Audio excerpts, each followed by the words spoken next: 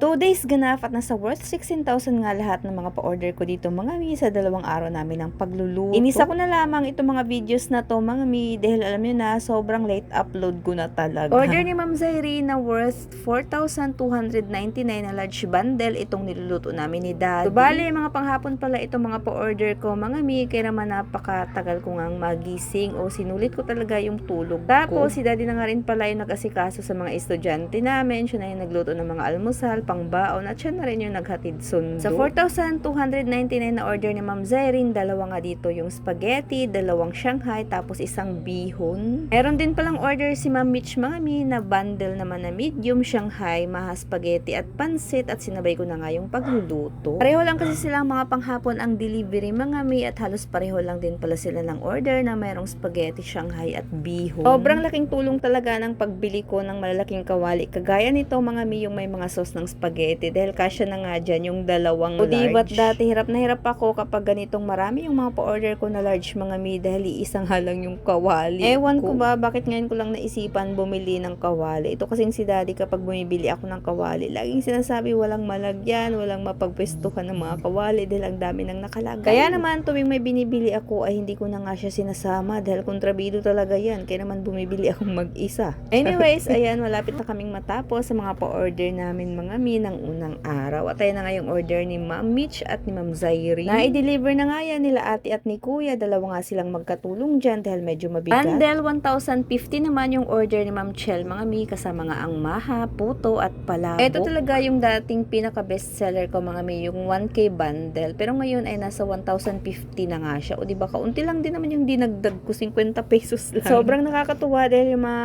client, mga customer ko mga mi ay naiintindihan talaga nila. Hindi sila magtatanong bakit nagtaas, as in order pa rin talaga sila, lalong-lalo na yung mga customer ko na mga dati pa. So eto na yung pangalawang araw, maaga din pala akong nagising, tapos si Daddy ay may hawak ng listahan at wallet at dinala na nga niya yung battery dun sa may e-bike namin dahil mamamalengke na nga siya. Sobrang laking tulong talaga ng e-bike namin mga mi at isang taon na nga yan, mahigit magdadalawa na dahil yan talaga yung pinaka-service namin. Dati kasi talaga wala kaming e-bike, nagbabike lang si Daddy at hirap na hirap kapag maraming dala. Hindi ko talaga pinagsisihan yung pagbili ng e-bike namin mga mi. Ayan, binili ko talaga yan, pinag-ipunan ko. Nasa 45,000 ata yung bili namin dyan. Para talaga maalwan-alwan yung pag grocery, pagpalengke, kapag may deliver na malapit. Tapos, service na rin ng mga bata dahil kapag hindi kami kapag nagpa-service kami mga mi, nasa 400 nga yung linggo nilang dalawa. Anyway, ito na nga rin pala yung mga naluto ko. Nakapagluto na pala ako ng mga puto. Tapos, ito naman yung order ni Ma'am Rosalie. Ito nga yung pinakaunang delivery ko ng January 9 mga mi, 3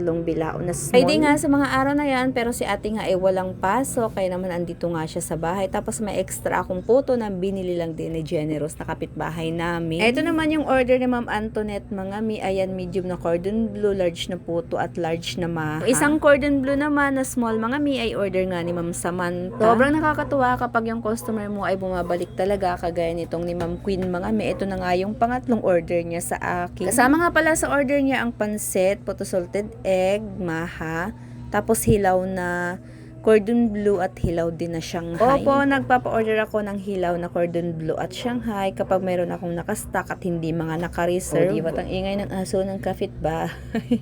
At ayan, plastiko na nga yung order ni Ma'am. Tapos ito namang naka-plastic dito ay order ni Ma'am Marjorie. Dumating na rin pala yung mga estudyante ko, ang uwian pala nila ay 2 PM. Kaya naman ayan na nga sila, andito na sa bahay. Sinundo na nga yan sila ni Daddy, tapos hatid sundo, pati si ate ay hinati-hatid ni Daddy pero hindi na sinusundo dahil tanghali. Madalas meron kaming mga luto ni Daddy at wala nga akong kasama dito. Si ate naman ay marunong nang mag-commute mga mi, tinuruan ko na talaga yan at malakas ang loob niyan. Kaya naman kampante ako kapag nagko-commute siya dahil medyo malapit lang naman yung school nila dito sa amin. So hindi pa kami tapos sa pagluluto ng mga pa-order pero nagpagisa na nga ako dito kay Daddy nang ibabalot namin Shanghai para pagkatapos namin magluto ng mga bilao ay ibabalot na nga namin ito. Saktong-sakto, malamig na. Pinakahuling deliver namin ay order ni Ma'am Sunshine kasama ang puto, maha at carbonara na parehong small bilao. Inahatid ko na nga muna yan kay Kuya, tapos ako naman inasikaso ko yung pagbabalot ng chicken cordon bleu dahil kinabukasan meron na naman tayong mga pa-order at kulang na nga yung andun sa ref. Si ate naman ay nagbabalot ng Shanghai nasa mesa,